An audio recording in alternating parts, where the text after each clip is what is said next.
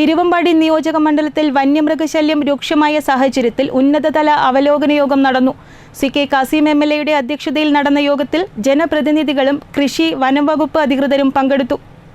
ജില്ലയുടെ കിഴക്കൻ മലയോര മേഖലയിൽ വന്യമൃഗശല്യം രൂക്ഷമായ സാഹചര്യത്തിലാണ് ഇവ തടയുന്നതിന് തിരുവമ്പാടി മണ്ഡലത്തിൽ ഉന്നതതല അവലോകന യോഗം നടന്നത്.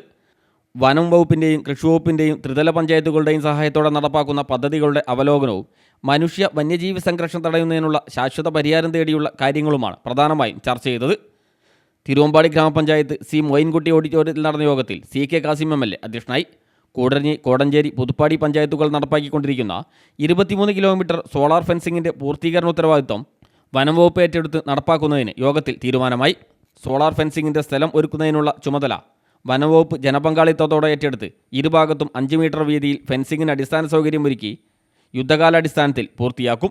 ഫെൻസിങ്ങിൻ്റെ സംരക്ഷണം ഗ്രാമപഞ്ചായത്തുകളെ ഏൽപ്പിച്ച് വാർഡ് മെമ്പറുടെയും വനം സംരക്ഷണ സമിതിയുടെയും നേതൃത്വത്തിൽ പ്രത്യേക ജാഗ്രതാ സമിതി രൂപീകരിക്കുകയും ജനകീയ പങ്കാളിത്തത്തോടെ വനംവകുപ്പിൻ്റെ മേൽനോട്ടത്തിൽ പഞ്ചായത്തിൻ്റെ നേതൃത്വത്തിൽ പ്രത്യേക വാച്ചർമാരെ നിയമിച്ച് ഫെൻസിങ്ങിൻ്റെ പരിപാലനം, കാടുവെട്ടൽ, മറ്റ് ജോലികൾ മോണിറ്റർ ചെയ്ത് ഫെൻസിംഗ് പരിപാലിച്ച് വന്യമൃഗങ്ങളെ വനാതിർത്തിയിൽ നിർത്തുവാനും നടപടി സ്വീകരിക്കും.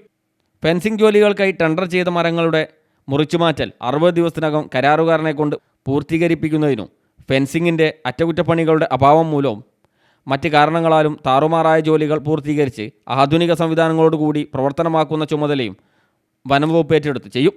ഫെൻസിങ്ങിൻ്റെ ജോലികൾക്ക് കൂടുതൽ തുക വകയിരുത്താനായി ജില്ലാ ആസൂത്രണ സമിതിയിൽ കൂടുതൽ നിർദ്ദേശങ്ങൾ സമർപ്പിക്കുവാനും നിയമപ്രശ്നവും സാമ്പത്തിക പ്രശ്നവും പരിഹരിക്കുന്നതിന് സർക്കാരിൻ്റെ അടിയന്തര സഹായം തേടുകയും ചെയ്യും.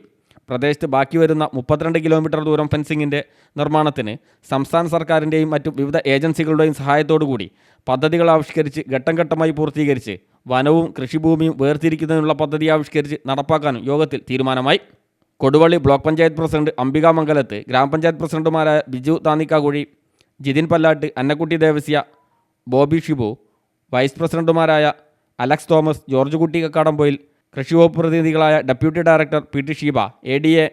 പ്രിയ മോഹൻ തുടങ്ങി നിരവധി പേർ ചടങ്ങിൽ സംബന്ധിച്ചു. News bureau, Thiruvambady.